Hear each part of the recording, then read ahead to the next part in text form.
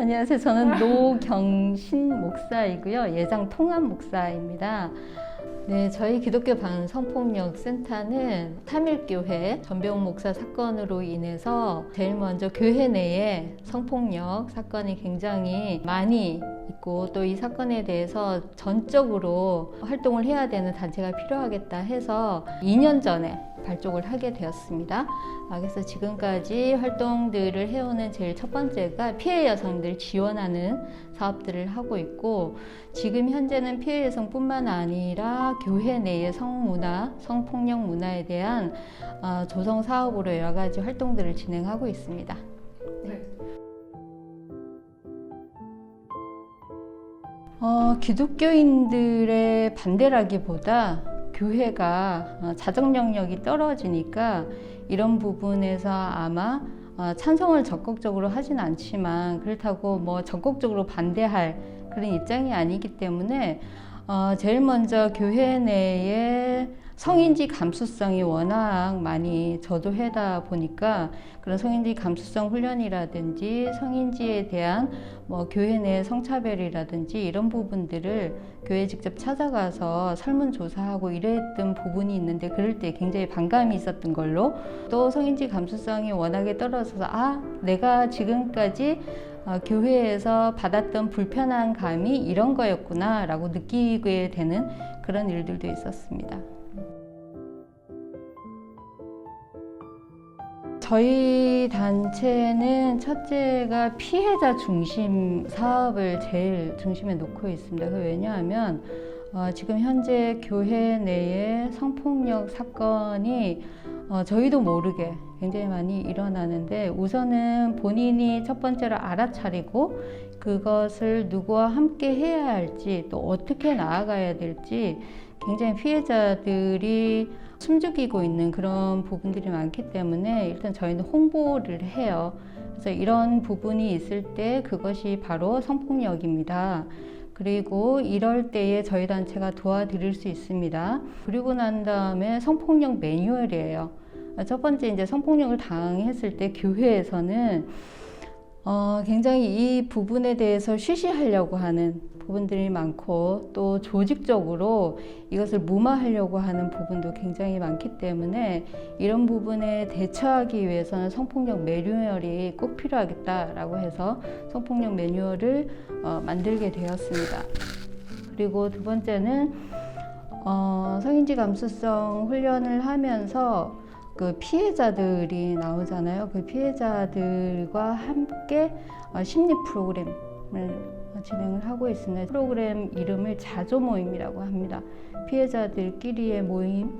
그래서 심리 프로그램을 통해서 그들이 잘못이 아니라 목회자 뚜렷하게 범죄 행위이기 때문에 이것들을 알려내는 작업들을 해야 되고, 또 여기에서 심각한 후유증들 치료를 통해서 회복할 수 있도록 도와주는 그런 프로그램입니다. 세 가지 다 하고 있어요. 본인이 성폭력 피해자라는 인식을 잘 하지 못하는 부분이 있어요. 이거는 목회자가 관계를 이미 해놨기 때문에 내가 목사님께 사랑을 받았다, 심지어는 내가 간택이 되었다, 그런 생각을 가지고 있기 때문에 피해자 중심의 성인지 감수성 훈련이라고 하는 프로그램을 꼭 합니다. 그리고 아까 말씀드렸듯이 교회 내의 목회자 중심의 성인지 감수성 프로그램. 왜냐하면은 교회가 그런 사건 사고가 생기면 받아보겠다라는 분들이 계시기 때문에 꼭 그 훈련을 하고요. 셋째는 교인들을 다 모아놓고 성인지 감수성 훈련을 합니다.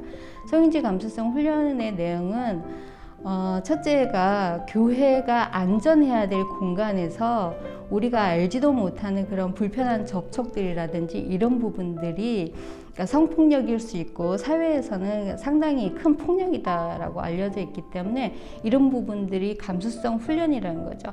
이런 부분에서 꼭 훈련이 필요하다고 그렇게 얘기를 하는 세 가지 프로그램을 다 진행을 하고 있습니다. 실제로 그렇죠. 사실은 어느 교단이 더 그렇다라고 얘기하기엔 참 어려운 부분이긴 하는데, 아무래도 그런 부분이 없지 않아 있겠죠. 여성 목사를 안수하지 않는 교단은 이미 그 교회나 교단 안에서 여성 목회자나 또는 여성 신도를 동등하게 보지 않는다라는 그런 부분이라는 것을 전제한다면 적어도 여성 목회자가 있는 교단보다는 그렇지 않는 교단이 여성에 대한 권위의식이라든지 평등의식이 많이 떨어진다고 볼 수 있겠다고 생각합니다.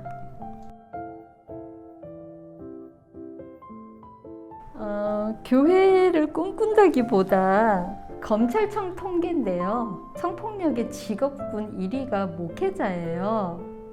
굉장히 저는 당황스럽고 어쨌든 이게 교회 내에서 이런 부분이 너무 많이 이루어진다는 거잖아요. 얼마나 교회가 내부가 이렇게 썩어 있으면 이렇게까지 직업군에 오를 수 있을까라는 부분에서 사실은 굉장히 통탄한 부분이고요.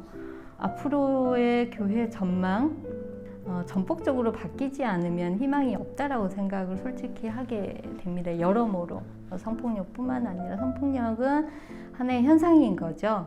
근데 이 현상이 나오기 위해서는 끊임없는 교회가 교리로 은폐하고 권력의 구조 교회 안에 은폐하는 이런 조직적인 부분이 굉장히 많이 쌓여서 이런 현상이 나타나지 않을까라고 생각합니다.